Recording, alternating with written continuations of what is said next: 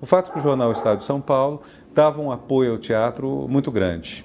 Ele tinha a iniciativa dos tijolinhos, que eram anúncios baratos para peças de teatro, uns quadradinhos, no que seria o caderno 2 atualmente, tinha outro nome. Eles tinham um crítico de teatro, talvez o melhor da nossa história, o Décio Almeida Prado. Talvez tenha sido o maior crítico de teatro que a gente tenha tido, um dos maiores. Ele tinha um papel, porque não era só a qualidade do trabalho dele, era o papel dele dentro do jornal. Ele dirigia ou co-dirigia o suplemento literário do Estadão, quer dizer, a referência cultural da cidade de São Paulo era, em boa parte, o suplemento literário do jornal Estado de São Paulo. E em algum momento, de 67, 68, começa um conflito forte. De um lado, o Estadão querendo um tipo de censura ao teatro, basicamente por razões morais, não lembro que fossem políticas, acho que eram morais.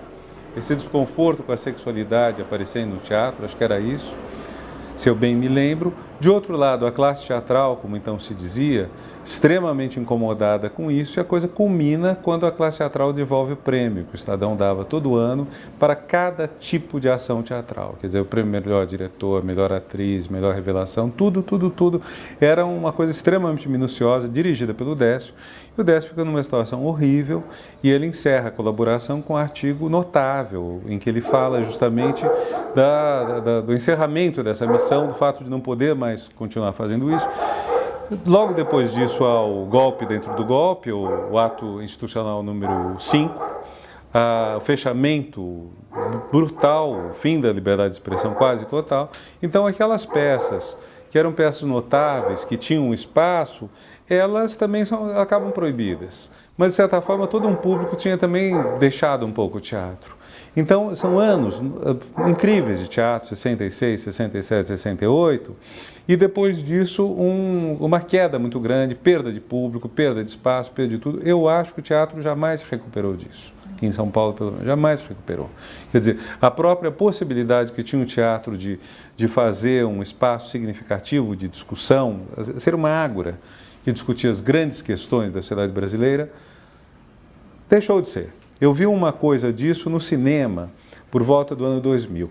No governo Fernando Henrique, coincidência ou não, o cinema com Cidade de Deus, Carandiru, O Bicho de Sete Cabeças, O Monde no Ar, uma série de filmes tratam, vamos dizer, discutem a sociedade brasileira. Eu dei um curso, inclusive, em Columbia University sobre isso, o Brazilian Agora, a Ágora brasileira no cinema, né? Seria essa a ideia.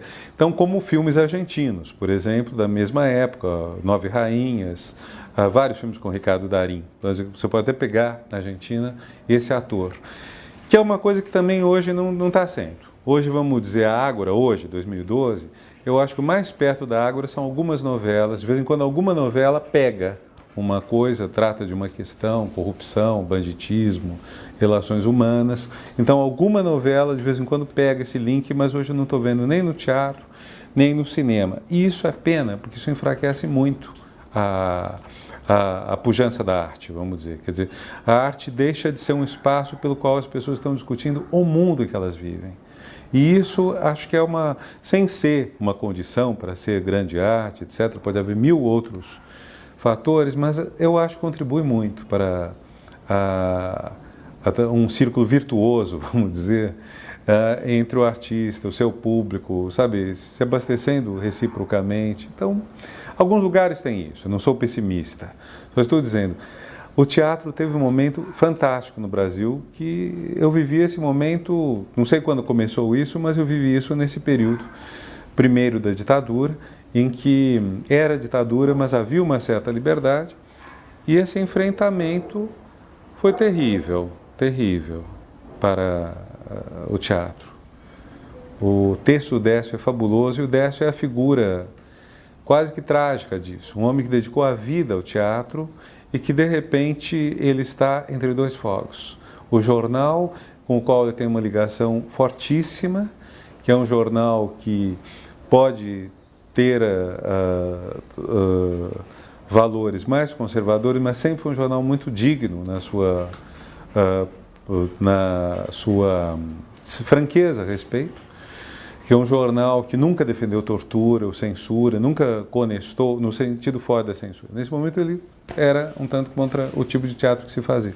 Então o Décio fica dividido entre eles e a coisa que mais ele ama na vida, mais amava na vida, teatro.